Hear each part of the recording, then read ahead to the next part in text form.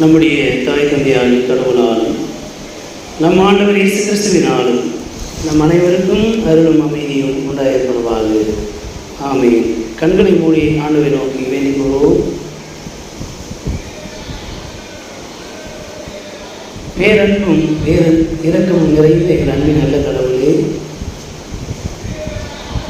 இந்த அருமையான வாரத்தின் முதல் நாளுக்காக உம்மை தோற்கடிக்கிறோம், அந்த நன்றி செலுத்துகிறோம் சுவாமி.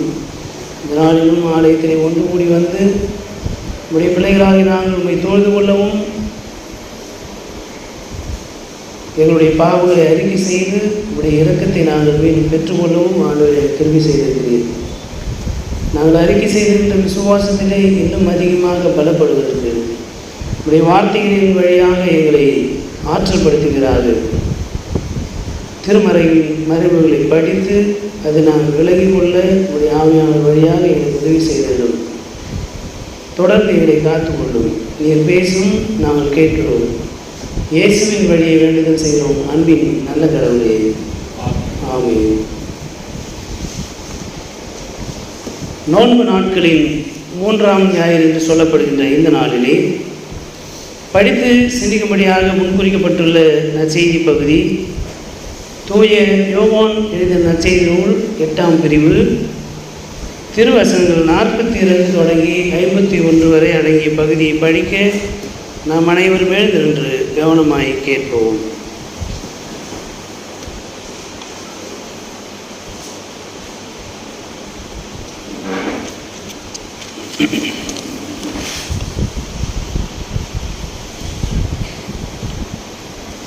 யோவான் நற்செய்தி நூல் 8ஆம் பிரிவு திருவசனங்கள் 42 தொடங்கி. இயேசு அவரிடம் கூறியது, கடவுள் உங்கள் தந்தையெனில் நீங்கள் என்மேல் அன்பு கொள்வீர்கள். நான் கடவுளிடமிருந்தே இங்கு வந்துள்ளேன். நானாக வரவில்லை, அவரே என்னை அனுப்பினார். நான் சொல்வதற்கு செவிசாய்க்க உங்களால் இயலவில்லை. எனவேதான் நான் சொல்வதை நீங்கள் கண்டு உணர்வதில்லை. சாத்தானே உங்களுக்கு தந்தை. உங்கள் தந்தையின் ஆசைப்படி நடப்பதே உங்கள் விருப்பம். தொடக்கம் முதல் அவன் ஒரு கொலையாளி. அவனிடம் உண்மை இல்லாததால் அவன் உண்மையை சார்ந்து நிற்கவில்லை. அவன் பொய் பேசும்போதும் அது அவனுக்கு இயல்பாக இருக்கிறது. ஏனெனில் அவன் பொய்யன், பொய்மையின் பிறப்பிடம். நான் உண்மையை கூறுவதால் நீங்கள் என்னை நம்புவதில்லை. என்னிடம் பாவம் உண்டு என்று உங்களுள் யாராவது என்மேல் குற்றம் சுமத்த முடியுமா? நான் உங்களிடம் உண்மையை கூறியும் நீங்கள் ஏன் என்னை நம்புவதில்லை? கடவுளை சார்ந்தவர் கடவுளின் சொல்லுக்கு செவிசாய்க்கிறார். நீங்கள் கடவுளை சார்ந்தவர்கள் அல்ல, ஆதலால் அவர் சொல்லுக்கு செவிசாய்ப்பதில்லை. யூதர்கள் இயேசுவை பார்த்து, நீ சமாரியன், பேய் பிடித்தவன் என நாங்கள் சொல்வது சரிதானே என்றார்கள். அதற்கு இயேசு, நான் பேய் பிடித்தவன் அல்ல, என் தந்தைக்கு மதிப்பளிப்பவன். ஆனால் நீங்கள் என்னை அவமதிக்கிறீர்கள். நான் எனக்கு பெருமை தேடுவதில்லை, அதை எனக்கு தேடி தருபவர் ஒருவர் இருக்கிறார். அவரே தீர்ப்பளிப்பவர். என் வார்த்தையை கடைபிடிப்போர் என்றுமே சாக மாட்டார்கள் என உறுதியாக உங்களுக்கு சொல்கிறேன் என்றார் என்பவைகளே. வேதத்துக்காக ஸ்தோத்திரம் உமக்கொண்டவர் தாவே. தெய்வீக வார்த்தையை தினம் எல்லோரும் பக்தியாக ஆராய்ந்து பார்த்து சேவித்து கைக்கொள்ளவே கடாட்சித்து நல்லாவியை அடையோம். அனைவரும் அமர்வோம்.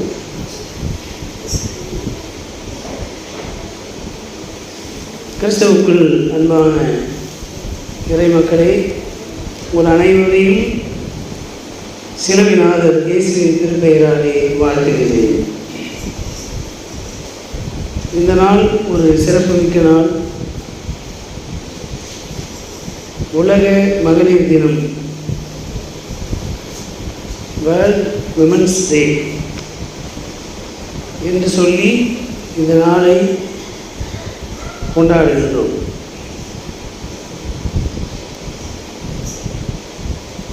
இதை யார் உருவாக்கினது? இந்த வருஷத்தினுடைய நோக்கம் என்ன அப்படின்றதுக்கு நீங்கள் பதில் சொல்லணும். யார் உருவாக்குன்னு கூட சொல்ல தேவையில்லை. எப்போ உருவாக்கப்பட்டது? இந்த வருஷத்தினுடைய நோக்கம் என்ன?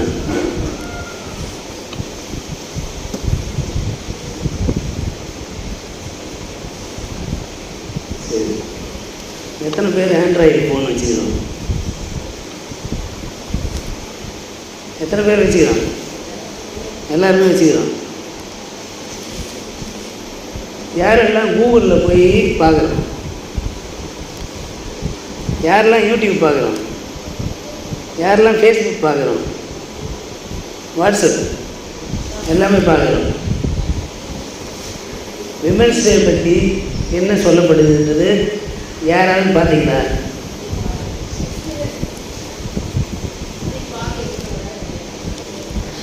இது யாரையும் சார்ஜ் பண்ணுறது கிடையாது. பட் நம்ம சோஷியல் மீடியா அல்லது நமக்கு இருக்கிற இந்த இன்ஃபர்மேஷன் டெக்னாலஜி, தகவல் தொழில்நுட்பத்தை எந்த அளவுக்கு பயன்படுத்துகிறோம், எதற்காக பயன்படுத்துகிறோம் அப்படின்ற ஒரு கேள்வி உங்களுக்கு முன்பாக வைக்கிறேன்.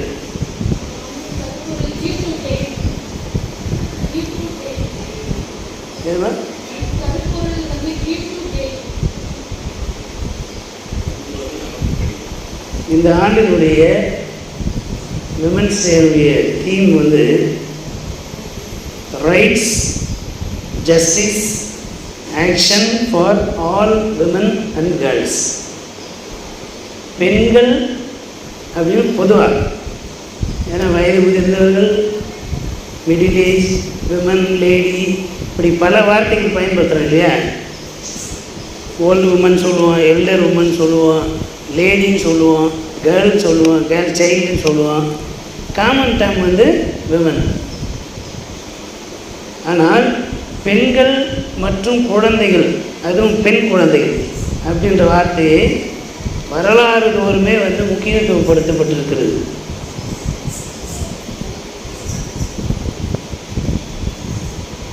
கிபி 1917ஆம் ஆண்டு இதே மார்ச் மாதம் 8ஆம் நாள் தான் முதலாக உலக பெண்கள் தினம் என்று ஒன்றை கொண்டாட வேண்டும் என்ற அடிப்படையிலே இந்த மார்ச் 8ஆம் தேதியை உலக பெண்கள் தினமாக முன்குறித்து அதை கொண்டாடி இருக்கிறார்கள். இந்த வருஷத்துக்கு ஒரு முக்கியம் இருக்குது. என்னது? 99 ஆண்டுகளை கடந்து 100வது ஆண்டுக்குள்ளே அடியெடுத்து வச்சது. உலக பெண்கள் தினத்தை கொண்டாடுவதிலே 100வது ஆண்டில் இன்னைக்கு என்ட்ரியாக வரும். தொடக்கமும் முடிவும் ரெண்டுமே கொண்டாடப்பட வேண்டியவைகள். அப்படி பார்த்தோம்னாக்க women empowerment, women liberation, women education, இப்படி பல்வேறு விஷயங்கள், பல்வேறு தீம் பெண்களை மையப்படுத்தி, பெண் கல்வி, பெண் விடுதலை, பெண் உரிமைகள் என்று வெவ்வேறு கருப்பொருள்களிலே இந்த ஆண்டு முழுவதும் நாம் கொண்டாடுவதற்கு நம்முடைய மனதிலே நியமித்து கொள்ள வேண்டும். நமக்கு அது வாய்ப்பு இருக்குது, இல்லை நம்ம ஒரு இன்ஸ்டியூஷனில் இருக்கிறோம், இல்லை நான் லீடராக இல்லை, நான் சொல்லி யார் செய்ய போகிறாங்க அப்படின்ற 1000 கேள்விகள் இருக்கலாம். எனக்குள்ள நான் நியமித்து கொண்டு இந்த rights, justice, action for all women and girls, பெண்கள் மற்றும் பெண் குழந்தைகளுக்கான உரிமைகள், நீதி, அதற்கான செயல்பாடு, இவற்றை மையப்படுத்தி இந்த ஆண்டு முழுவதும் என்ன செய்ய நினைக்கிறோம் அப்படின்றத மனதில் நியமித்துக் கொள்ளுங்கள். இயன்றதை செய்யுங்கள். வாய்ப்பு கிடைக்கும்போது அதை செய்வதற்கு முற்படுவோம். இந்த நாளினுடைய நற்செய்தி பகுதி அதற்குள்ளே போய் இந்த விமன்ஸ் டேவோட கொஞ்சம் ரிலேட் ஆகி தான் வருது இந்த பகுதி. இன்றைக்கி படிக்க கேட்ட இந்த நற்செய்தி பகுதி ஒரு கான்வர்சேஷனுடைய கிளைமாக்ஸ், ஒரு உரையாடல் நடைபெறுகிறது. சில நேரங்களில் விவாத மேடைகள்லாம் கலவர மேடை ஆகிடும் இல்லையா? ஆரம்பிக்கும் போது ரொம்ப கூலாக ஆரம்பிக்கும். எடுத்துக்கொள்ளப்படுகின்ற தலைப்பு அல்லது பேச்சாளர்களுடைய அணுகுமுறை, அதை கேட்கின்ற ஆடியன்ஸ் பங்கேற்பாளர்கள் பண்ணுகின்ற அவருடைய புரிந்து கொள்ளுதல், அவருடைய பிரதிபலிப்புகள் சில நேரங்களிலே விவாத மேடைகளை கலவர மேடையாக மாற்றி விடுவது உண்டு. அதெல்லாம் டிவியில் பார்க்குறோம் இல்லைங்களா? சில நேரத்தில் மைக்கை கைட்டி கிடைச்சி போயிடுவாங்க. அந்த மாதிரி ஒரு சூழலில் இது ஒரு மிகப்பெரிய விவாதம். இந்த விவாத மேடை அது எங்கே தொடங்குகிறது அப்படின்னு பார்த்தோன்னா, ஒரு பெண்ணுக்கான நீதியை நிலைநாட்டுகின்ற இயேசுடைய செயல். முதல்ல அலிகேஷன் அகெயின்ஸ்ட் எ உமன், ஒரு பெண்ணை பாலியல் குற்றத்திலே கையும் களவுமாக பிடித்ததாக இயேசுவுக்கு முன்பாக கொண்டு வந்து நிறுத்துகிறார்கள். யோவான் 8ஆம் அதிகாரம் முதல் பகுதி என்னதான்? ஒரு பெண்ணை பாலியல் குற்றத்திலே நாங்கள் கையும் களவுமாக பிடிச்சிட்டு வந்தோம், நீங்கள் அவங்களுக்கு என்ன பண்ணோம்?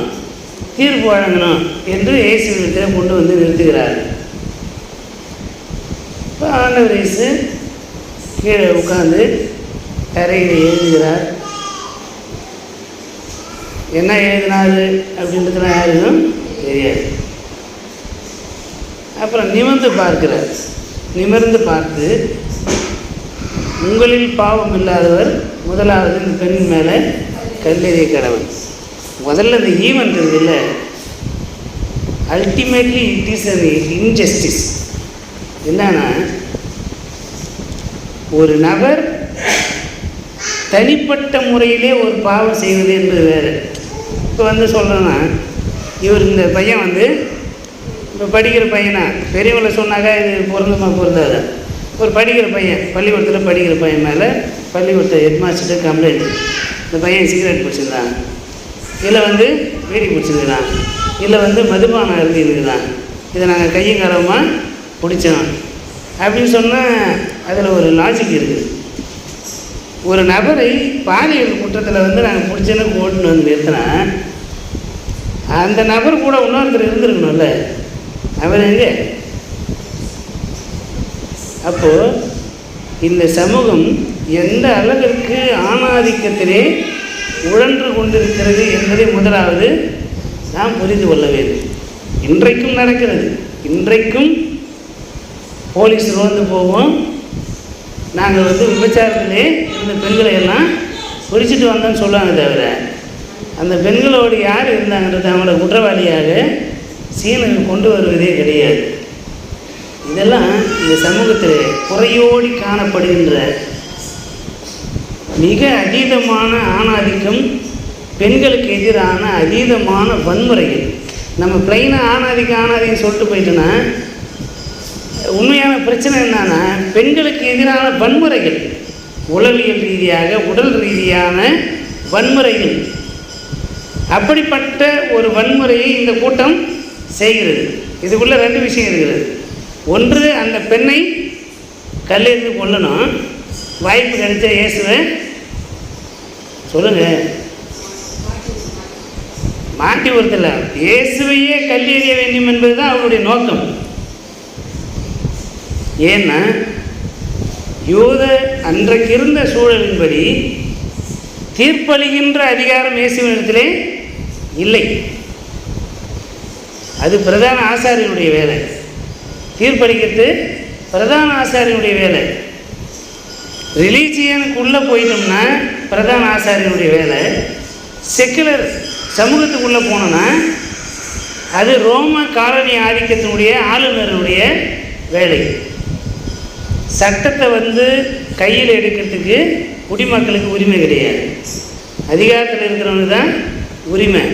அப்போ தீர்ப்பளிக்கின்ற அதிகாரம் காலனி ஆதிக்கம் என்ற முறையிலே ரோம அதிகாரம் சமயம் சார்ந்து அது பிரதான ஆசாரியருடைய அதிகாரமாக இருக்கும்போது எந்த பக்கம் நிலைப்பாடு எடுத்தாலும் இயேசுவை குற்றப்படுத்தி ஒன்று சமய ரீதியாக கொல்லணும், இல்லைன்னா சமூக ரீதியாக ரோம காலனி ஆதிக்கத்திட்ட முடிச்சு கொடுத்தோன்னா வாய்ப்பு வச்ச நேரடியாகவே கல்லெறிந்து கொள்ள வேண்டும் என்பது தான் அவருடைய நோக்கம்.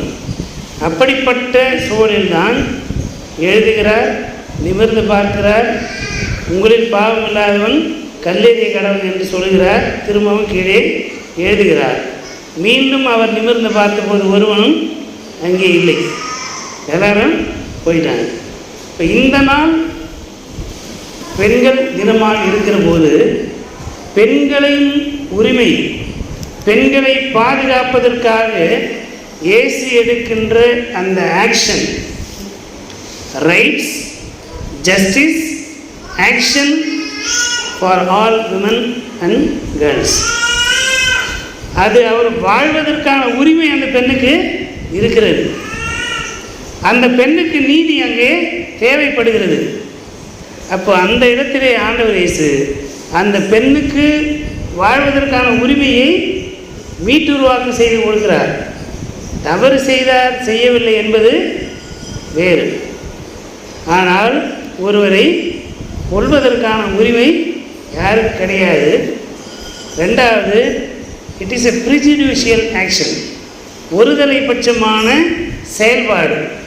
ஒரு குற்றம் என்று வந்துவிட்டால் அதில் 2 பேர் இருந்தால் 2 பேரில் ஒருத்தரை விட்டுட்டு ஒருத்தரை கூட்டிகிட்டு வரும்போது அங்கேயே அநீதி இருப்பதினாலே அந்த அழைத்து வரப்படாத அந்த குற்றவாளிக்கு வாழ உரிமை இருக்குமானால் இங்கே வந்திருக்கிற அந்த பெண்ணுக்கும் வாழ உரிமை இருக்கிறது என்பதை ஆண்டவர் இயேசு அங்கே நிலைநாட்டுகிறார். வாழ்வதற்கான உரிமையை மீட்டுருவாக்கம் செய்கின்ற ஆண்டவர்.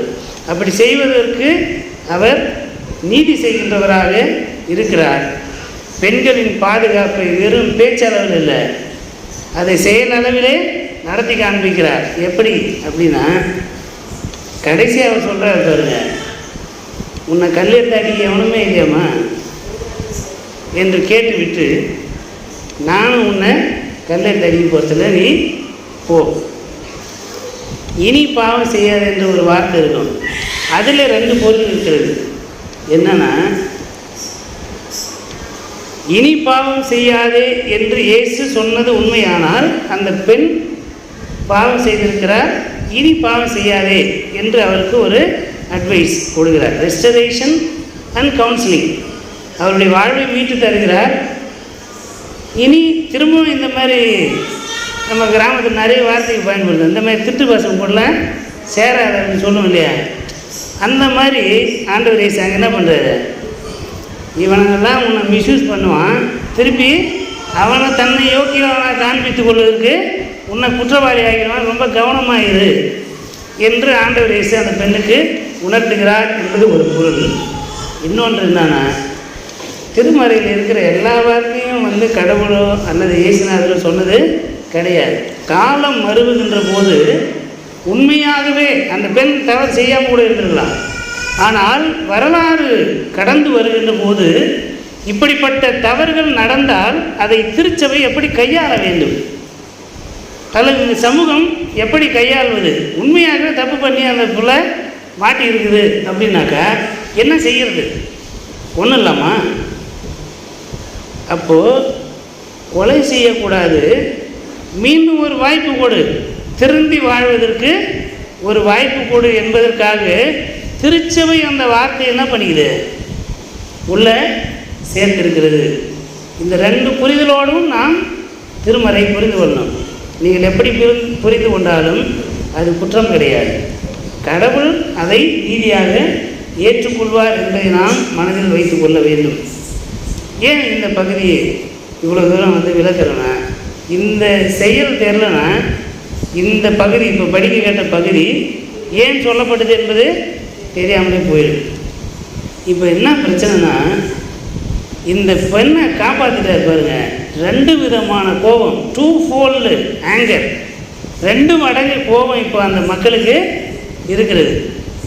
என்னன்னா, நாம் இவரை ஜட்ஜுன்னு மதித்து இவர்கிட்ட கொண்டாந்து நிறுத்தினா, இவர் ஜட்ஜு வேலையை பார்க்காம நம்மளும் என்ன பண்ணிட்டாரு, குற்றம் செஞ்ச அந்த பொண்ணுக்கு தீர்ப்பு வழங்கியானா நம்ம எல்லாரையும் இந்த ஆள் என்ன பண்ணிட்டாரு, குற்றவாளின்னு சொல்லிட்டாரு என்று சொல்லி வெறித்தனமாக மூர்க்கத்தோடு அவன் என்ன பண்ணுறாங்க, திரும்பி போகிறான். போய் தூரம் போயிட்டு அவன் ஒரு 4 பேரை சேர்ப்பான். இல்லை, அவன் ஒரு 4 பேர் சேர்ப்பான். தன்னை நீதிமான் என்று காண்பிப்பதற்கு ஒவ்வொருத்தனும் ஒரு 4 பேர்கிட்ட போய் சொல்லி இப்போ ஒரு பெரிய கூட்டத்தோடு என்ன பண்ணுறான், திருப்பி வருகிறான். என்ன பண்ணுறாங்க, நீ பிசாசு பிடிச்சவன், நீ பிசாசுகளின் தலைவன். லூக்காவில் பார்த்தனாக்க பெயல்செபூலின் தகப்பன் என்று சொல்லப்படுது. பெயல்செபூல் என்ற வார்த்தை சமநோக்கு நற்செய்தி என்று சொல்லப்படுது. மத்தேயு, மார்க்கு, லூக்காவில் அந்த வார்த்தை பயன்படுத்தப்படுது. இங்கே நேரடியாக இயேசுவினுடைய பிறப்பை இழிவுபடுத்துகிறார்கள். நீ முந்தின வசனம்லாம் போய் பார்த்தனா, நீ கடவுளுடைய தந்தையை கடவுளை தந்தைன்னு சொல்கிற, அப்போ நான் உன்னை தகப்பன் இல்லாதன்னு சொன்னது சரிதானே? பாருங்க, எங்கேயோ இருக்கிற ஒரு 3வது பொண்ணுக்கு நியாயம் செய்வதற்காக இயேசு குனிஞ்சு நிமிர்ந்து எழுதி தீர்ப்பு வழங்கினதுக்கு இயேசுடைய அம்மாவை என்ன பண்ணிட்டான், இப்போ அவமானப்படுத்துகின்ற இதுதான் இந்த சொசைட்டியினுடைய இன்றைக்கும் இருக்கிற நிலை. இதுதான், ஒருவன் தவறு செய்தால் அவனை திட்டத்துக்கு ஒரு வார்த்தை நம்ம கண்டுபிடிக்கிறது கிடையாது. அவனுடைய பிறப்பு, அவனுடைய தாய். நான் ஏற்கனவே ஒரு முறை சொன்னேன்ல, நான் செய்த தப்புக்கு நான் தான் என்ன பண்ணோம், பாவத்தை அறிக்கை செய்யணும். தாவீது அறிக்கை செய்கிறதை குறித்து நான் ஏற்கனவே சொல்லியிருக்கிறேன் இல்லையா, என் தாய் என்னை பாவத்தில் கற்பம் தரித்தாருங்க. அப்படித்தான் இந்த சமூகம் இன்றைக்கும் தீர்ப்பு செய்து கொண்டிருக்கிறது. ஒருவன் தவறு செய்தால் அவங்க அம்மாவை போயிட்டு அசிங்கமாக பேசுகின்ற சூழல் தான் இன்றைக்கும் இந்த சமூகம் செயல்பட்டு கொண்டிருக்கிறது. அன்றைக்கும் அதை தான் செய்தார். ஒருவருக்கு நியாயம் கிடைப்பதற்காக நம்ம நியாயத்தோடு நின்னோம்னா எல்லா விதமான அவதூறுகளும் நம்ம மேலே வரும் அப்படின்றதுக்கு இந்த பகுதி ஒரு மிகப்பெரிய சான்று. இயேசுவுக்கும் அப்படிப்பட்ட பிரச்சனை இருந்தது. அதன் பிறகு நிறைய உரையாடல் நடக்குது. மிக நீண்ட இந்த உரையாடலில் யூதர்களும் நாங்கள் எல்லாம் ஆபிரகாமின் வழி மரபினர், அதே வழிமரபில் தான் இயேசுநாதர் வந்திருக்கிறார். ஆனால் யோவான் 1ஆம் அதிகாரத்திலே சொல்லப்பட்டிருக்கும், அவர் தமக்கு சொந்தமானதிலே வந்தார், அவருக்கு சொந்தமானவர்கள் அவரை ஏற்றுக்கொள்ளவில்லை. அவரும் யூத குலத்தில் தான் பிறந்திருக்கிறார். ஆனால் அவர் என்ன சொல்கிறான், தகப்பன் இல்லாதவன், உன்னுடைய பிறப்பு சரியானதில்லை என்று சொல்லி இயேசுவை இழிவுபடுத்துகின்ற இந்த யூதர்களுடைய மனநிலை. அதன் பிறகுதான் அடுத்த உரையாடல் யூதர்களும் சாத்தானும் என்ற நிலைக்கு வரும்போது, கடவுளுடைய திருவுளத்தை அறிந்திருக்கிறவர்கள் தான் கடவுளுடைய பிள்ளைகள். அண்டிகிறிஸ்து அப்படின்னு சொல்கிறோம்ல, அண்டிகிறிஸ்து எப்படி இருப்பான் தெரியுமா? சொல்லுங்க பாப்போம், அண்டிகிறிஸ்து எப்படி இருப்பான்?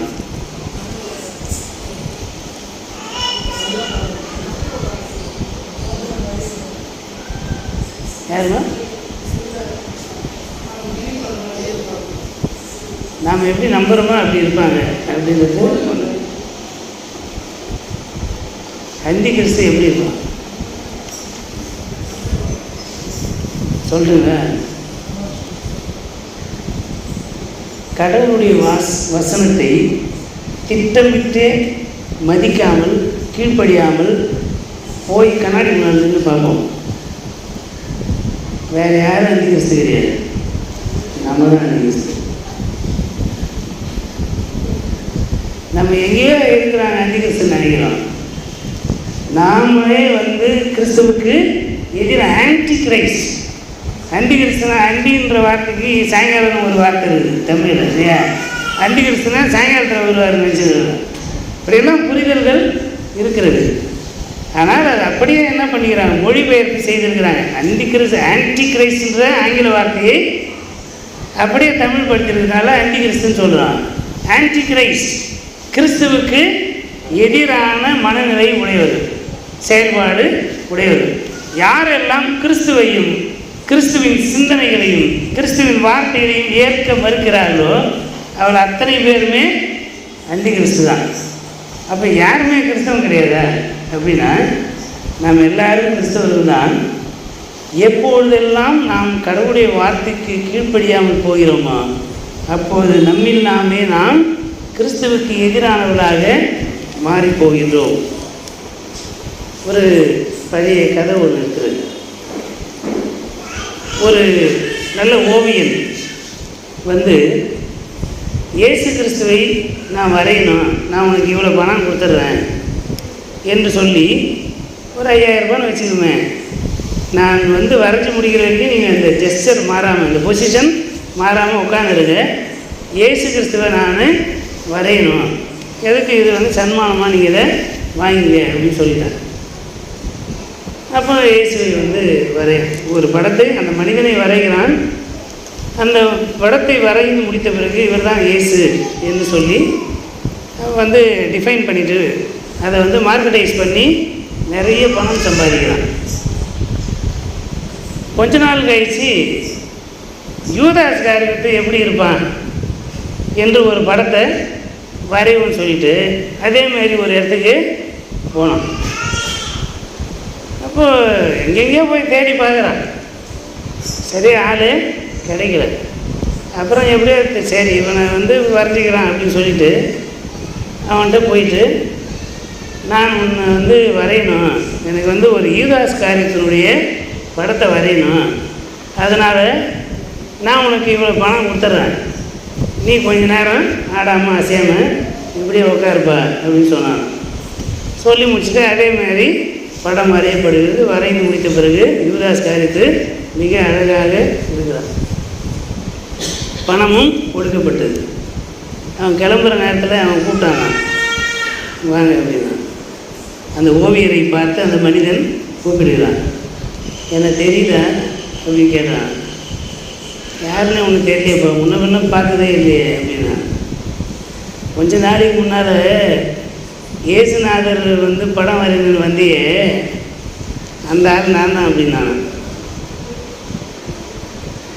ஏன்னா என்ன ஆச்சு, நீ கொடுத்தப்பாரு பணம், அந்த பணத்தை கொண்டு போய் நான் உலக பிரகாரமான ஆசைகளை செலவிட்டு புகைப்பது, குடிப்பது, பெண்களோடு போவது, இப்படி என் வருமானத்தை, நீ கொடுத்த அந்த வருமானத்தை இப்படியெல்லாம் செலவு பண்ணேன், அதனால் இப்படி ஆகிட்டேன் அப்படின்னா.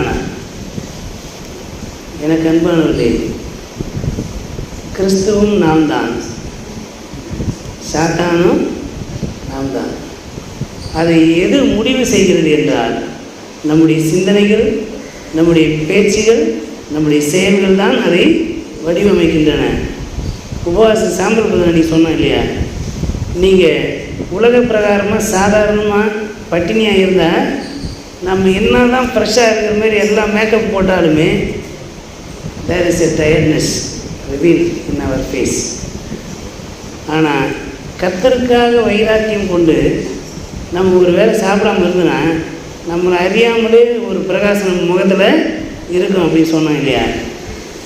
கர்த்தருடைய வார்த்தை நமக்கு உள்ளே இருக்குமானால் கர்த்தரை அறிகின்ற அறிவும் கர்த்தருடைய சித்தத்தை நாம் நிறைவேற்ற வேண்டும் என்கின்ற அந்த விருப்பமும் அதற்கான உந்துதலும் என் உள்ளத்தில் இருக்குமானால் என்னை அறியாமலே கிறிஸ்துவினுடைய பிரதிபலித்து என் முகம் வெளிப்படுத்தும். இல்லைங்க, நான் கடவுளுடைய வார்த்தையை அறிந்து கொள்ள விருப்பம் இல்லாமல், ஏற்றுக்கொள்ள மனம் இல்லாமல், திட்டமிட்டே புறக்கணித்து நான் வாழ்வேனேயானால் எனக்குள்ளாக என் உள்ளம் இருந்து கிடக்கும், என் முகமும் இறந்து கிடக்கும்.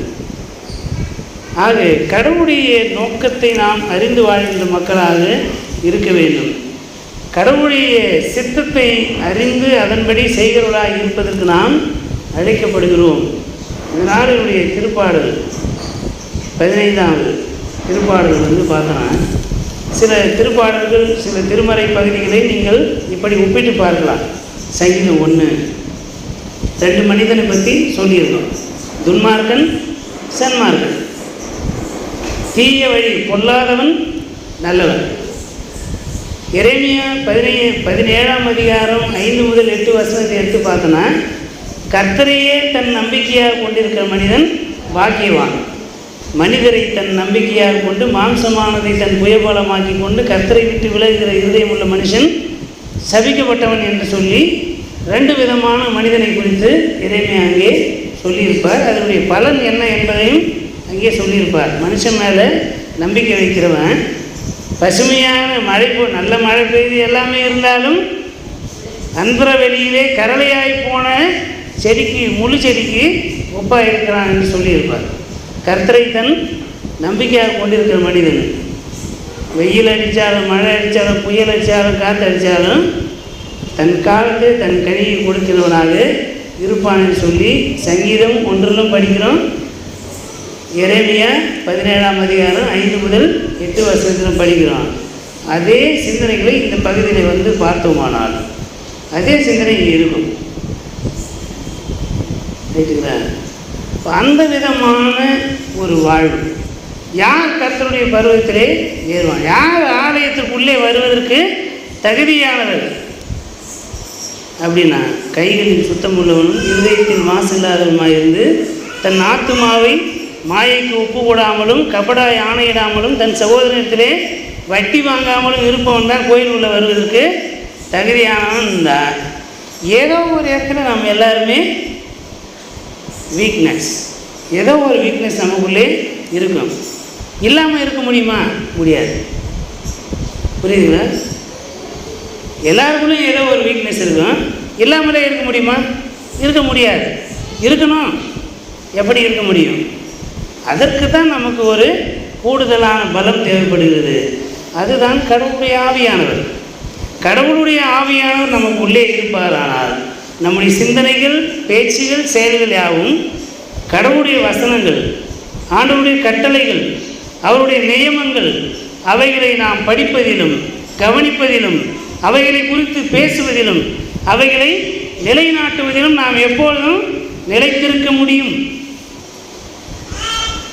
பலத்தினாலும் அல்ல, பராக்கிரமத்தினாலும் அல்ல, கர்த்தருடைய ஆவி எனக்குள்ளே இருக்குமானால். நம்ம அந்த வசந்த என்ன ஆகி போச்சுன்னா, பொலிட்டிக்கலான ஒரு நம்மளுடைய எதிரி யாரையாவது ஒருத்தர் நம்ம எதிரியாக நினச்சிக்கிட்டு அப்படியே நேரம் கட்சிக்கிட்டு பலத்தினாலும் அல்ல, பராக்கிரமத்தினாலும் அல்ல, கர்த்தருடைய ஆவி நம்மக்கிட்ட மட்டும்தான் கர்த்தருடைய ஆவி இருக்கிற மாதிரி நம்ம எதிரிக்கிட்ட கர்த்தருடைய ஆவி அதே வசனம் தான் அவங்களும் சொல்லுங்கிறாங்க. என்ன பண்ணுறது? புரியுதுங்களா? அப்போ யாரையுமே எதிரியாக பார்த்து கொண்டு நாம் வசனங்களை முதலாவது படிக்கக்கூடாது. எனக்குள்ளாகவே எனக்கான எதிரி இருக்கிறான். இந்த உலகம் முழுசு நம்ம ஜெயிச்சிட முடியும். எப்போனா நான் ஜெயிக்கணும். எனக்குள்ளே இருக்கின்ற தீய மனிதனை நான் வெற்றி கொள்ளாமல் இந்த உலகத்தை வெற்றி கொள்ள என்னால் முடியாது. அப்போ எனக்குள் இருக்கும் தீய மனிதனை நான் வெற்றி கொள்ள வேண்டுமானால் கிறிஸ்து எனக்குள் இருக்க வேண்டும். கிறிஸ்துவின் மனநிலை எனக்குள்ளே இருக்க வேண்டும். கடவுளுடைய வார்த்தை எனக்குள்ளே இருக்க வேண்டும். கடவுளுடைய சித்தத்தை நிறைவேற்ற வேண்டும் என்கிற வாஞ்சை எனக்குள்ளே இருக்க வேண்டும். அப்போது யார் கர்த்தருடைய பருவத்திலே ஏறுவான்? யார் அவருடைய பரிசுத்த பருவத்திலே நிலைத்திருப்பான்னா, இந்த உலகத்தின் இயல்பின்படி எல்லா பாவங்களும் எல்லா மனிதர்களும் குடிகொண்டிருக்கிறது. அவைகளை மேற்கொள்வதற்கு எப்பொழுது நாம் ஆண்டவருடைய ஆவியானவரை பெற்றுக்கொள்வதற்கு கருத்துள்ளவராக இருப்பதற்கு அழைக்கப்படுகிறோம். அதனால் என்னுடைய பழைய ஏற்பாட்டு பகுதி விடுதலை பயணம் 3ஆம் அதிகாரம் 1 முதல் 8 வசனங்கள். யாத்திராகமம் 3ஆம் அதிகாரத்திலே இஸ்ரேல் மக்கள் அடிமைப்பட்டு கிடக்கிறார்கள். அவரை விடுதலையாக்க வேண்டும். அதற்காக மோசேவை ஆண்டவர் அழைக்கிறார். ஒரு செடி பற்றி எரிகின்றது. ஆனால் அந்த செடி சாம்பலாக போகவில்லை, அப்படியே பசுமையாக இருக்கிறது. இஸ்ரேல் மக்களுடைய துன்பத்தை பிரதிபலிக்கும்படியாக ஆண்டவர் அந்த காட்சியை மோசேவுக்கு கொடுக்கிறார். அவர்கள் உயிரோடு இருக்கிறார்கள், ஆனால் சுகமாக இல்லை. செத்து செத்து வாழ்கின்ற ஒரு வாழ்வை வாழ்ந்து கொண்டிருக்கிறார். அடிமைகளாக இருக்கிறார்கள், தலைமுறைகளை கடந்து அடிமைகளாக இருக்கிறார்கள். என் மக்களை விடுதலையாக்குவதற்கு நீ வர வேண்டும் என்று சொல்லி மோசேயிட்டு பேசுகின்ற ஆண்டவர், அந்த ஆண்டவர் அதுதான் இங்கே, அந்த ஆண்டவர்ன்றது தான் இன்றைக்கான நற்செய்தியுடைய செய்தி. தட் லார்ட், அவர் தான் நான். இது 13ஆம் அதிகாரத்தில் படித்தோம்னா நானே அவர் அப்படின்ற வார்த்தை யோவான் 13ஆம் அதிகாரத்தில் பாஸ்காவிலிருந்து முடியும் போது அந்த வார்த்தை அங்கே இருக்கும். நானே அவர், நானே அவர்ன்ற வார்த்தைக்கு எபிரேயத்தில் யாவே அப்படின்றது பேர். யெகோவா, யாவே அப்படின்னா ஐஎம், தட் ஐஎம், நான், நானே, என்ன தவிர வேறு யாரும் கிடையாது. இருக்கின்றவராகவே இருக்கின்றவர் நான் தானே. நான் தான் உன்னை அனுப்புகிறேன். இந்த செடியில் பற்றி எரியல, அதுக்குள்ளே இருப்பவரும் நான் தான். உன்னை அந்த மக்களை விடுதலையாக்கும்படிக்கு அனுப்புவதும் நான் தான். நீ சொல்லிட்டு என்ன கைவிட்டுட்டுனா என் நிலப்ப என்ன அவன் சாமி அப்படின்னும் போது, இருக்கின்றவராகவே இருக்கின்றவர் என்னை அனுப்பினார்கள் போய் சொல்லு, உன்னோடு கூட நான் இருப்பேன். அந்த பிதாவாகிய கடவுள் தான் இங்கே குமாரனாகிய இயேசு கிறிஸ்துவுக்குள்ளே இருக்கிறார். என் தந்தை என்னை அனுப்பியிருக்கிறார். என் தந்தையும் நானும் ஒன்றாக இருக்கிறோம். நான் தான் அவர், அவர் தான் நான். இந்த தெளிவு உங்களுக்கு உண்மையிலே நல்ல மனசு இருந்தால் உங்களுக்கு வரும் அப்படின்ட்டு தான் அந்த யூத மக்களை பார்த்து சொல்லுகிறார். நான் எவ்வளவோ சொல்லிட்டேன், எவ்வளோ அற்புதங்களை செஞ்சிருக்கிறேன், எவ்வளோ வார்த்தைகளை சொல்லியிருக்கிறேன், ஆனால் என்னை விசுவாசிப்பதற்கு நீங்கள் முன்வரவே இல்லை. எப்படியெல்லாம் சூழ்ச்சி செய்து நீங்கள் ஒவ்வொரு யோவான் நற்செய்தி நூலில் கவனித்தோம்னா, ஒவ்வொரு அதிகாரமும் முடியும் போது நன்றாக கூர்ந்து கவனித்தனா, ஒவ்வொரு முறையும் இயேசுவை கொலை செய்வதற்கு அந்த மக்கள் துணிந்தார்கள். யோவான் 4ஆம் அதிகாரத்தில் இருக்கும். யோவான் 5ஆம் அதிகாரத்தில் 38 வருஷமாக வியாதியாக இருந்தவனை சுகப்படுத்தின அந்த நிகழ்வு முடியும் போதும் அப்படி இருக்கும். 6ஆம் அதிகாரத்தில் 5000 பேருக்கு உணவளித்த பிறகு அவரை ராஜாவாக்கும்படி கூட்டிகிட்டு வராங்க அவரை. ஆனால் ஆண்டவர் இயேசு போயிடுங்க, சாப்பாட்டுக்காக என்னை ராஜாவாகணும்னு நினைக்காதீங்க. அந்த உரையாடல் முடியும் போது பார்த்தோன்னா அங்கேயும் அவரை கொலை செய்ய எண்ணுகிறார்கள். எல்லா இடங்களிலும் இயேசு அவர் காணாதவர் போல கடந்து போகிறார். அப்புறம் விலகி போகின்றவராக ஆண்டவர் விலகி விலகி போய்கொண்டே இருக்கிறார். இந்த இடத்திலும் இயேசுவை அவர்கள் கொலை செய்வதற்கான அந்த உச்சகட்டமான அந்த உரையாடல் பகுதிக்கு வந்துட்டாங்க. இதுக்கு மேலே அவன் ஏதாவது பேசினான்னா அடிச்சு போடுங்கிறார். சில நேரம் நடக்குதில்லை, பார்த்துனே இருங்க. அவன் ஏதாவது எப்படியாவது அவனை சிக்க வைக்கணும், அவனை அடிக்காமல் என்ன பண்ணக்கூடாது, விட்டுறக்கூடாது அப்படின்னு திட்டமிட்டு தான் உரையாடலே ஆரம்பிக்கும். அப்போ 8ஆம் அதிகாரம் தொடரும் போதே நோக்கம் என்ன தான், பொண்ணும் போய் அந்த பொண்ணை நிற்க வைப்போம், விசாரணை செய்து தீர்ப்பு அளித்து முடிகின்ற உடனே என்ன பண்ணினான், கல் எறிந்தவரை கொலை செய்து விட வேண்டும் என்பதுதான் நோக்கமாயிருந்தது. எல்லா இடங்களிலுமே ஆண்டவர் இயேசு தந்தையாம் கடவுளை முன்னிறுத்தி எந்த இடத்திலையும் தன்னை உயர்த்தி காண்பிக்காமல் எல்லா இடங்களிலுமே அவர் தம்மை தாழ்த்தி தம்மை அனுப்பின தந்தையை அவர் கனப்படுத்துகிறார். இது இயேசுவினுடைய செயல்பாடு. நம்முடைய செயல்பாடு என்னவா இருக்கணும் அப்படின்னா, நாம் கிறிஸ்துவை மையமாக கொண்டு தான் எல்லாவற்றையும் செய்ய வேணும். அல்லேலூயா. என்னை கண்டவன் பிதாவை கண்டான். நம்ம பிதாவை அப்ரோச் பண்ணோம்னா இயேசு கிறிஸ்து இல்லாமல் என்ன பண்ண முடியாது, அணுக முடியாது. அப்போ இயேசுவை நாம் உள்ளே வைத்திருக்க வேணும். இயேசு தான் கடவுள், தந்தையாகிய கடவுள், தந்தையாகிய கடவுள் தான் இயேசு. அந்த புரிதலுக்குள்ளே நாம் வருகின்ற போது நமக்கு ஒரு பலனை ஆண்டவர் வைத்திருக்கிறார். அந்த பலன் என்னன்றது யோவான் 8ஆம் அதிகாரத்தில் இருக்குது. எப்போ முன்னால் இருக்குது, 8:32, 36 வசனங்களை வந்து படித்து பார்த்தோன்னா, சத்தியத்தை அறிவீர்கள், சத்தியம் உங்களை விடுதலையாக்கும். 36ஆம் வசனத்தில் குமாரன் உங்களை விடுதலையாக்கினால் நீங்கள் மெய்யாகவே விடுதலை ஆவீர்கள். இந்த விடுதலையினுடைய உண்மையான கிளைமேக்ஸ் எங்கே இருக்குது அப்படின்னா, விசுவாச வாழ்விலே நிறைய ஏற்ற இறக்கங்கள் இருக்குது. நம்மிலே நாம் யாரும் நீதிமான்கள் கிடையாது, நம்மிலே நாம் குறை உள்ளவர்கள். அந்த குறைவிலிருந்து நாம் வெளிவருவதற்கு, கிறிஸ்துவனுடைய நிறைவை நாம் அணிந்து கொள்வதற்கு கடவுளுடைய கட்டளைகளை கடைபிடிக்க வேண்டும். கடவுளுடைய நியாயப்பிரமாணத்தின் நிறைவேறுதலாக வந்திருக்கின்ற ஆண்டவர் இயேசுவின் மீது விசுவாசம் வைக்க வேண்டும். அவர் கிருபையின் வடிவமாக, அருளின் வடிவமாக வந்திருக்கிறார். அவர் மீது நம்பிக்கை வைக்க வேண்டும்.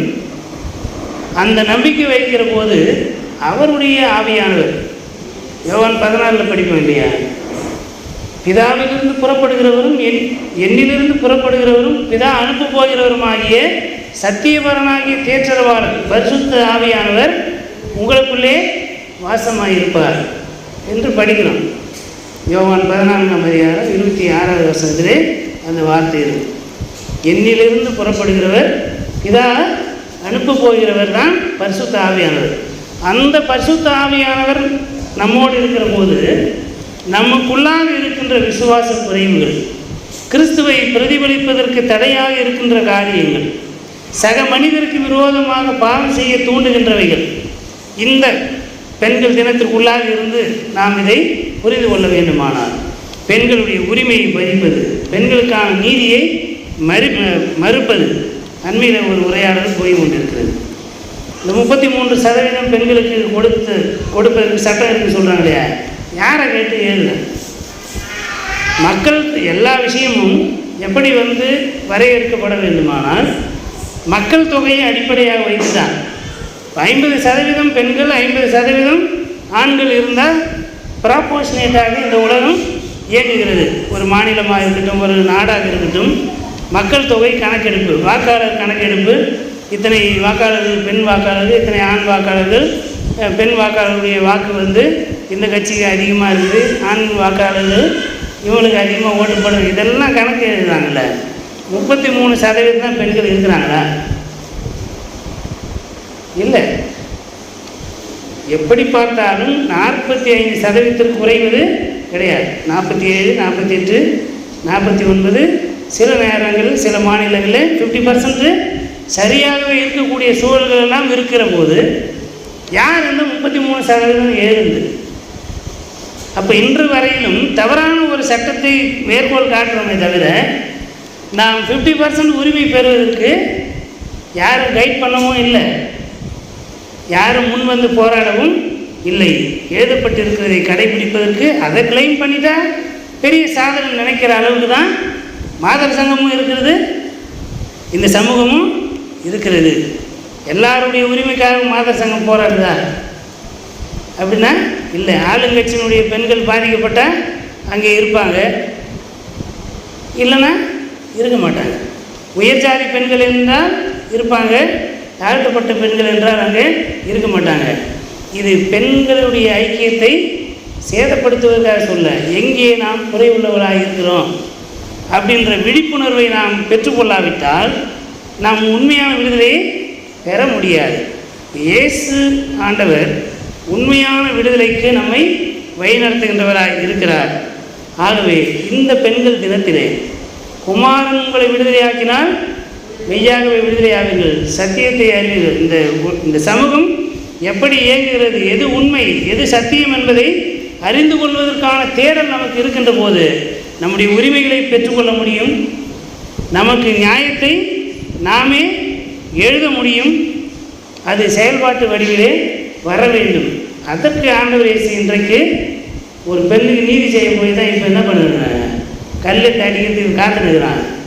அப்போது இயேசுடைய மனநிலையை நாம் பெற்றுக்கொள்வோமானால் நம்மை காத்துக்கொள்ள முடியும். சில நேரங்களில் இயேசுவையே காப்பாற்ற வேண்டிய நிலைமைக்கு வந்துவிடக்கூடிய சூழல்களும் இருக்கத்தான் செய்கிறது. அப்படிப்பட்ட சூழல்களே நாம் நமக்கு அடுத்திருக்கின்ற நம்முடைய சகோதர சகோதரிகளுடைய உரிமைகளை பெற்றுத்தருவதற்கு நாம் போராட முன்வராவிட்டால் அங்கே தான் அந்தி கிறிஸ்துகளாக இருக்கிறோம். பெண்களுக்கான விடுதலை 50% குர்ஆன் கேட்கறதுக்கு பெண்களுக்கு போராடுறதுக்கு ஒரு உந்துதல் அளிக்கணும். அவர்கள் போராடுகின்ற போது நம்முடைய உடல் இருப்பு சாலிடாரிட்டி இருக்கணும். இதெல்லாம் இல்லைனாக்கா அங்கே நாம் யாராக இருக்கிறோம்? எதிர் கிறிஸ்துவாக, ஆன்டி கிரைஸ்டாக இருக்கிறோம். அப்போ கிறிஸ்துவின் மனநிலை உடையவராக இருந்தால் என்ன பலன் கிடைக்கும்? விசுவாச குறைகள் அகற்றப்பட வேண்டும். நாம் அனைவருடைய நீதியை, அனைவருக்கான வாழ்வை உரிமையாக பெற்றுத்தருவதற்கு உழைக்க வேண்டும். அப்படி செய்கிற போது என்ன கிடைக்கும் அப்படின்னா, இந்த மனுக்குலம் இழந்து போன உரிமை. என்ன உரிமை? கடவுளாகிய ஆண்டவர் ஆதாமையும் ஏவாளை உருவாக்கி அவர்கள் ஏதேன் என்கின்ற இடத்திலே ஒரு தோட்டத்தை உருவாக்கி அவர்கள் உழைக்காமலே வாழ்கிற வாழ். அதுக்காக சோம்பேறித்தனமாக இருந்தது அர்த்தம் இல்லை. God is the sovereign protector.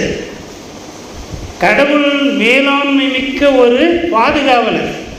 நம்ம உழைக்கிறதுனாலும் நம்மை பாதுகாப்பதற்கு அவர் வல்லவர். ஆனால் நம்ம உழைக்கணுன்றது நமக்கு நியமிக்கப்பட்டிருக்கிற ஒன்று. அன்றைக்கு இழந்து போன அந்த வாழ்வு இருக்குல்ல, த இட்டர்னல் லைஃப், அழிவில்லாத வாழ்வு, அந்த வாழ்வை மீண்டும் நமக்கு தருவதாக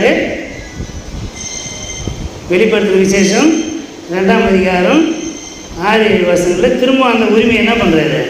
கொடுக்குறார். நீங்கள் உங்கள்கிட்ட நல்லதும் இருக்குது, கெட்டதும் இருக்குது. கெட்டதை விட்டுது, நல்லதை எனக்கு பிடிக்காத நிக்கோலாயனுடைய கொள்கையில் நீ என்ன பண்ணுற? வெறுக்கிற. அது எனக்கு பிடிச்சிருக்கு. ஆனாலும் உங்கள்கிட்ட ஒரு குறை இருக்குது. ஆரம்பத்தில் இருந்த அன்பை விட்டா என்று ஒரு குறை உன் மேலே இருக்குது. அப்போ விசுவாச குறைவு. உன் விசுவாச குறைவை அகற்றுவதற்கு என்னை பலமாக பிடிச்சிக்க. அப்படி பிடிச்சிக்கிட்டா நான் உனக்கு வாழ்வின் கனியை தருவேன். அல்லேலூயா. இந்த பெண்கள் தினம் என்று சொல்லப்படுகின்ற இந்த நாளிலே நாம் பெண்களுடைய உரிமைகள், குழந்தைகளுடைய உரிமைகள், ஒருவேளை இது ரொம்ப சுருக்கமாக சொல்லி முடியுங்களா? இன்றைக்கி உலகம் முழுவதும் இருக்கிற மிகப்பெரிய பிரச்சனை இன்றைக்கி என்ன இஷ்யூ அப்படின்னா, ஒரே ஒரு விஷயத்தை மறைப்பதற்காக பல நாடுகள் மீது உண்டு போட்டுக்கிறான். என்னன்னா, அதிகாரத்தில் இருக்கிறவர்கள் இந்த உலகத்தின் இச்சைகளுக்கு அடிமையானது டாக்குமெண்டேஷனாக இருக்குது. அந்த டாக்குமெண்டேஷன் இப்போ வெளியே வந்துட்டதுனால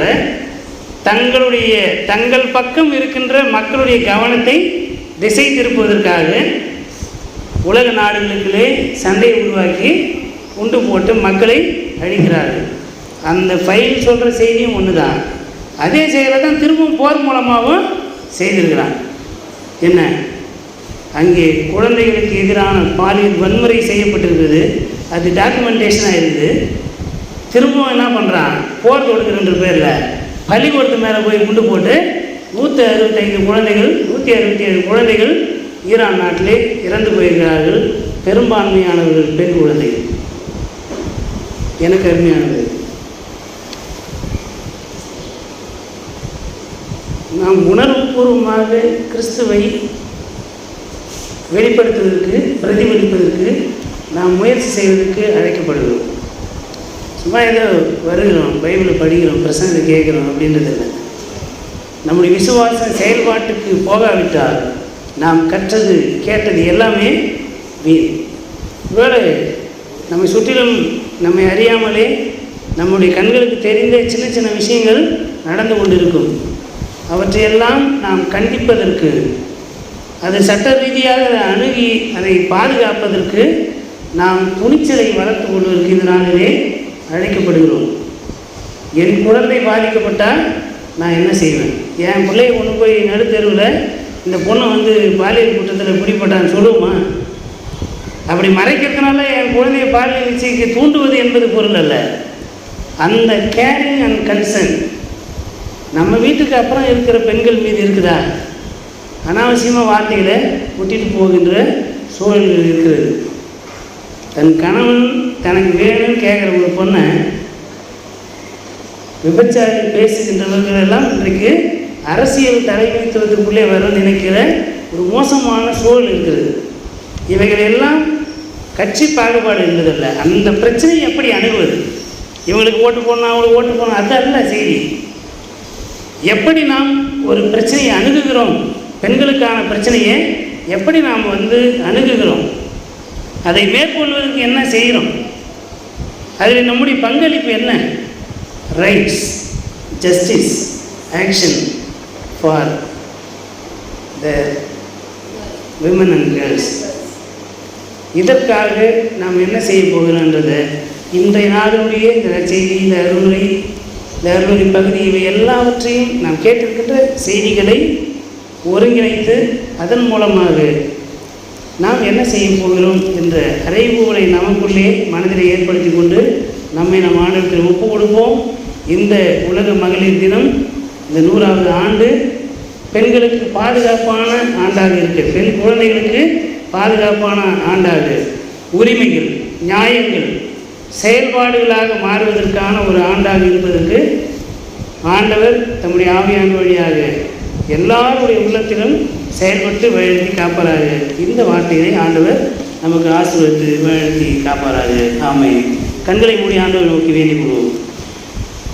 துதிகளின் மத்தியில் வாசம் செய்கிற எங்கள் தூயாதி தூயவரே, அன்பின் நல்ல கடவுளே, தாயும் தந்தையுமானவரே, இந்த அருமையான நாளுக்காக உங்களுக்கு நன்றி செலுத்துகிறோம். உலகமெங்கிலும் பெண்களை மையப்படுத்தி உலக மகளிர் தினமாக எங்களுடைய முன்னோர்கள், எங்களுடைய அம்மாமார்கள், எங்களுடைய சகோதரிகள், எங்களோடு இருக்கின்ற வாழ்க்கை துணை, எங்களுடைய மகள்கள், இந்த தலைமுறை மாத்திரமல்ல எதிர்வரும் சந்ததிக்கு நாங்கள் என்ன நியாயத்தை செய்கிறோம், என்ன உரிமையை நாங்கள் பெற்று தந்திருக்கிறோம், எங்களுடைய செயல்பாடுகள் என்ன, பெண்களுடைய பாதுகாப்பிலும் உரிமையிலும் எங்களுடைய பங்களிப்பு என்ன என்பதை நாங்கள் எங்களுக்குள்ளாக கேள்வி எழுப்பு அதிலே நாங்கள் நிலை நிற்பதற்கு உங்களுடைய ஆவியான வழியாக எங்களை துணை செய்திட வேண்டுமா இடத்திலே மன்றாடுகிறோம். அன்றைக்கு ஆண்டவர் இயேசு, உடைய மகனாக இயேசு இந்த உலகத்திலே பாதிக்கப்பட்ட பெண்களுடைய பக்கம் நின்று, ஒடுக்கப்பட்டவர்களுடைய சார்பில் நின்று நீதி செய்கின்றவராக, உரிமையை பெற்றுத்தருகின்றவராக தம்முடைய வாழ்வின் வழியாக செயல்பட்டது போல நாங்களும் கிறிஸ்துவின் மனநிலையை தரித்து கொண்டவராக இந்த உலகத்திலே வாழ்வதற்கு, செயல்படுவதற்கு எல்லோரையும் எங்களுடைய உடன்பிறப்புகளாக நினைத்து நாங்கள் பாதுகாக்கவும், அவருடைய உரிமைகளை நிலைநாட்டவும், அதை நாங்கள் செயல்படுத்தவும் ஆண்டவர் எங்களை உடைய கரத்தின் கருவிகளாக பயன்படுத்துகிறார்கள். கிறிஸ்து இயேசு கொண்டிருந்த மனநிலையை உங்களிலும் இருக்க கடவுள் என்று சொல்லப்படுகின்ற பவுலின் வார்த்தையின்படி நாங்கள் கிறிஸ்துவின் மனநிலையை தரித்து கொள்ள ஆண்டவர் தம்முடைய ஆவியான வழியாக எங்களை ஆற்றல்படுத்துகிறார்கள். முற்றிலுமாய் தாழ்த்து உடைய கிருபையின் கரத்திற்கும் உடைய பராமரிப்புக்கும் ஆலோசிக்கும் ஒப்புவிக்கிறோம். ஆண்டு கொள்ளும், வழிநடத்தும், பலப்படுத்தும், காத்துக்கொள்ளும் இயேசுவின் மூலம் செய்கிறோம் எங்கள் அன்பு நிறைந்த நல்ல கடவுளே. ஆமென். பரலோகத்திற்கு பிதாவே, உம்முடைய நாமம் பரிசுத்தப்படுவதாக, உடைய ராஜ்யம் வருவதாக, உடைய சித்தம் பரமண்டத்திலே செய்யப்படுவது போல் பூமியிலே செய்யப்படுவதாக. அன்றென்று வேண்டிய ஆர்த்தின்றி இருந்தாலும் எங்களை விரோதமாய் குற்றம் செய்வதை நாம் மன்னிக்கிறது போல என் பாவற்றங்களே எனக்கு மன்னிக்கும். எங்களை சோதனைக்கு உட்பட பண்ணாமல் தீவிழிந்து எங்களை ரட்சித்தவரும் ராட்சியமும் வல்லமையும் மகிமையும் என்றென்றைக்கும் உம்முடையவே. ஆமென். அனைத்து ஆற்றல் நிறைந்த நம்முடைய தாயும் தந்தையுமாகிய கடவுளுடைய அன்பும் நம்முடைய ஆண்டவர் மீட்பருமாகிய இயேசு கிறிஸ்துவுடைய அருளும் அமைதியும் தூய ஆவியானுடைய வல்லமையில பாதுகாப்பு பராமரிப்பும் மாறாத நித்திய உடன்படிக்கை உறவும் ஐக்கியமும் வாழ்த்தது இன்று மீண்டும் எல்லா காலம் நம் அனைவரும் நீடித்து நிலைத்திருந்து வாழ்த்தி காப்பனவாக. ஆமென்.